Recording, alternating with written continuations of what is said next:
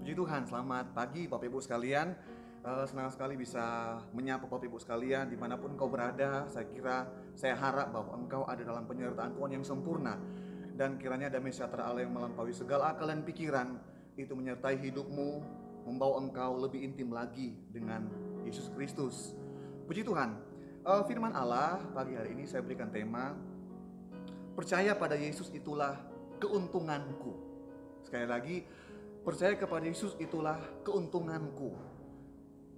Kita bersyukur karena kita punya satu pribadi yang dapat diandalkan, melebihi perkara-perkara dunia yang kita lihat di hari-hari ini.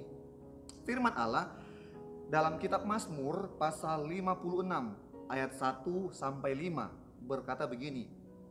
Mazmur 56 ayat 1 sampai 5.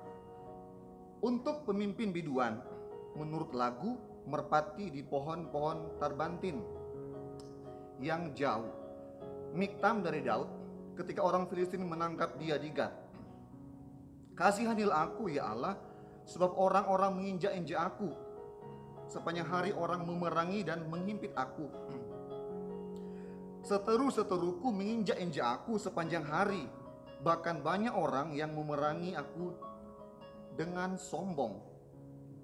Waktu aku takut, aku ingin percaya kepadamu, kepada Allah yang firman-Nya kupuji, dan kepada Allah aku percaya. Aku tidak takut apakah yang dapat dilakukan manusia terhadap aku. Nah, Bapak Ibu sekalian yang diberkati oleh Tuhan, kenapa sampai pemazmur menulis perkara-perkara ini? Sungguh pun dia punya pergumulan yang sangat besar dengan Tuhan kepada Allah. Dia punya pergumulan bagaimana ancaman-ancaman dihadapi, dirasakan oleh Daud pada waktu itu. Tetapi tak lantas dia meninggalkan Tuhan, tidak. Tapi lihat, satu komitmen yang Daud kerjakan dalam hatinya yang erat dengan Allah adalah dia mengeluarkan statement seperti ini. Waktu aku takut, aku ini percaya kepada Tuhan. Diberkatilah engkau dimanapun engkau berada, yang terus menaruh harap kepada Tuhan, yang terus percaya kepada Allah Bapa di sorga, yang kita sembah dalam nama Yesus. Nah, Bapak Ibu sekalian, Daud mengalami rasa takut pada waktu itu. Kita lihat dalam firman Allah kembali apa yang dialami oleh Elia pada zamannya. 1 Raja-Raja pasal 19 ayat 1. 1 Raja-Raja pasal 19 ayat 1. Saya bacakan demikian. 1 Raja-Raja pasal 19 ayat 1. Begini firman Tuhan. Ketika Ahab memberitahukan kepada Izebel segala yang dilakukan Elia dan perihal Elia membunuh semua nabi itu dengan pedang, maka Izebel menyuruh seorang suruhan mengatakan kepada Elia, beginilah kiranya para Allah menghukum aku, bahkan lebih lagi daripada itu, jika besok kira-kira pada waktu ini aku tidak membuat nyawamu sama seperti nyawa salah seorang nabi mereka itu. Ayat 3. Maka takutlah ia, lalu bangkit dan pergi menyelamatkan nyawanya.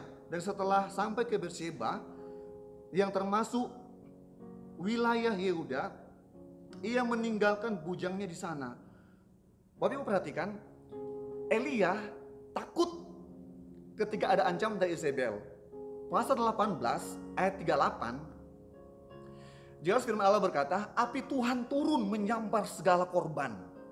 Ya, kuasa Tuhan lewat Elia terjadi pada waktu itu, sehingga Alkitab mencatat 450 nabi Baal, ya, musnah semua karena api Tuhan turun membakar semua.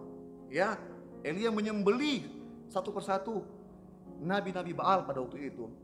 Pasal 19, ya, Elia diancam oleh seorang wanita. Ya, apa yang terjadi? Elia takut. Elia gemetar. Bapak Ibu sekalian, Tuhan tidak anti dengan takut. Tapi yang Tuhan mau adalah apa? Jangan hidupi ketakutan dalam hidup kita. Jangan kembang biakan ketakutan dalam kehidupan kita, seolah-olah ketakutan itu menggerogoti hidup kita di hari-hari ini. Bapak Ibu sekalian, kita mungkin banyak mendengar ya ketakutan-ketakutan di sekeliling kita. Bahkan kita mungkin mulai berkata, Tuhan kenapa seperti ini? Tentang virus yang ada di hari-hari ini. Kita seringkali berkata begini, Tuhan, virus itu sudah masuk Indonesia, sudah masuk daerah saya. Bagaimana dengan keadaan saya? Tahukah Bapak Ibu sekalian, dengan tidak sadar, kita sementara mengembangkan potensi ketakutan di dalam hidup kita. Di hari ini bukan sekedar virus penyakit yang menggerogoti banyak orang, tapi sudah berubah menjadi ketakutan. Di dalamnya ada power. Ada power yang kuat, seolah-olah ada power yang kuat untuk menakuti banyak orang di hari-hari ini. Banyak orang down. Banyak orang putus asa. Ya. Banyak orang merasakan ketakutan.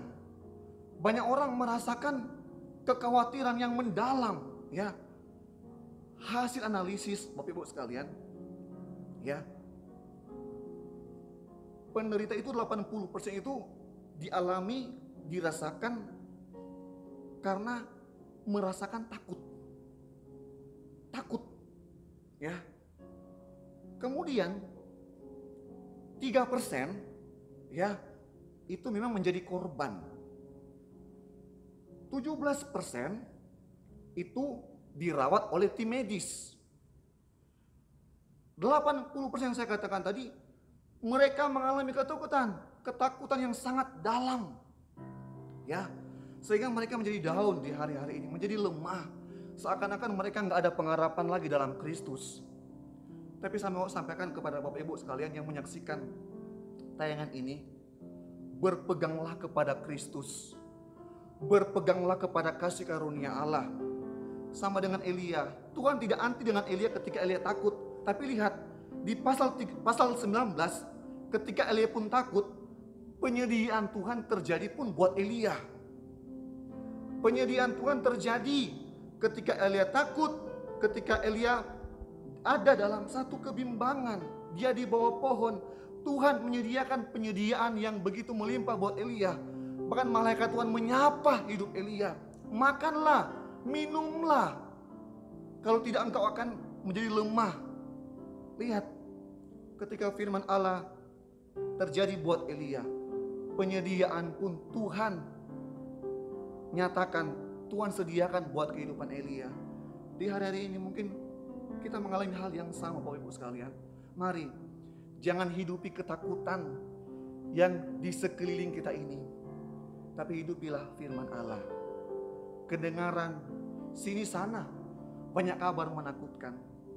Tapi kabar baik, firman Allah tersedia buat kehidupan kita untuk menudungi, memayungi, mengcover pikiran hati kita untuk fokus kepada Allah, dan semua ketakutan, semua kebimbangan digantikan dengan kepercayaan kepada Allah.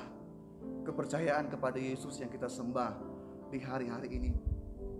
Ayat terakhir saya rindu untuk kita lihat, Yesaya 41 ayatnya yang ke-10. Yesaya 41 ayatnya yang ke-10. Begini firman Allah, janganlah takut sebab aku menyertai engkau, janganlah bimbang sebab aku ini Allahmu. Aku akan meneguhkan, bahkan akan menolong engkau. Aku akan memegang engkau dengan tangan kananku yang membawa kemenangan. Diberkatilah dan berbahagialah engkau yang mengimani firman Allah pada pagi hari ini. Ingat, dimanapun engkau berada, peneguhan Tuhan terjadi buat hidup saudara. Peneguhan Tuhan terjadi, peneguhan Tuhan engkau terima dimanapun engkau berada. Ingat, jaga kesehatan, jaga kondisi, jaga stamina kita. Ikuti anjuran pemerintah yang sudah di hari-hari ini kita taati, dan bela di hari-hari akan datang kita pun ikut menaati anjuran pemerintah, dan kita pun tetap beriman kepada Yesus Kristus. Amin, firman Allah. Mari kita berdoa. Bapa dalam sorga, dalam nama Yesus Tuhan dan Juru Selamat kami bersyukur pada pagi hari ini karena Engkau masih mengasihi kami. Engkau masih mengasihi umat-umat Tuhan. Engkau masih mengasihi kami para pendengar firman Allah. Dan kami bersyukur Tuhan, kami ada dalam jangkauan Tuhan. Kami ada dalam suasana Tuhan dalam kehidupan kami.